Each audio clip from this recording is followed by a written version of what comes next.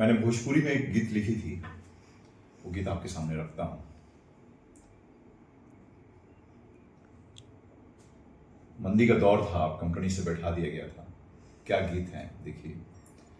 एही रे कंपनी में बड़ा ढेर खटानी, एही रे कंपनी में बड़ा ढेर खटानी। 6 महीना नौकरी त 6 महीना छटनी, 6 महीना नौकरी त 6 महीना छटनी। एही रे कंपनी में बड़ा ढेर खटानी, 6 महीना नौकरी त 6 महीना छटनी। भइल जाली बिटिया सियानी, ए भोले बाबा रउवे त बानी।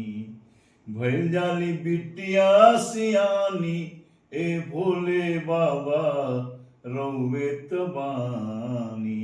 आगे देखिए सभी, जब 6 महीना नौकरी होता और 6 महीना बैठा दिया जाता तो का स्थिति बाटे।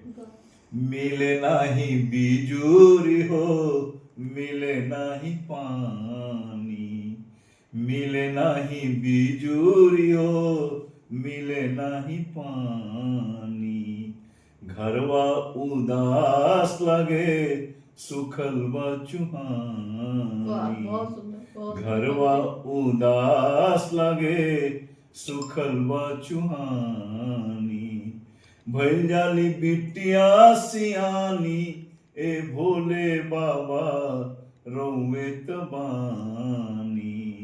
भइल जाली बिटिया सियानी, ए भोले बाबा रउवे त बानी।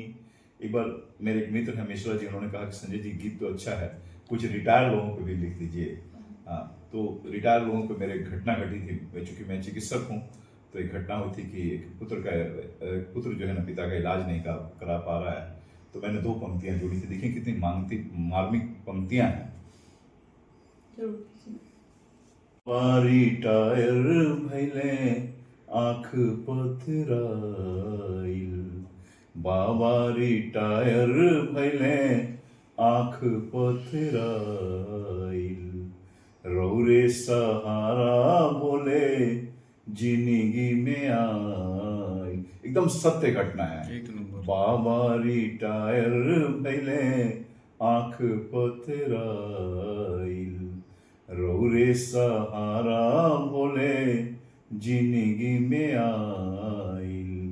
भइल जाली बिटिया सियानी, ए भोले बाबा रउवे त बानी। और गीत का अंतिम बंद कवि का अपना भाव है, देखें क्या गीत है कि जिंदगी अन्हार लगे लौके ना अजूर हो, जिंदगी अन्हार लगे लौके ना अजूर हो। रौरे सहारा बोले जिंदगी बमोर हो, रौरे सहारा बोले जिंदगी बमोर हो।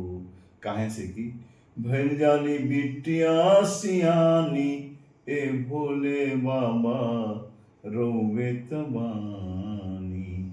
एही रे कंपनी में बड़ा ढेर खटानी, 6 महीना नौकरी त 6 महीना छटनी। बस।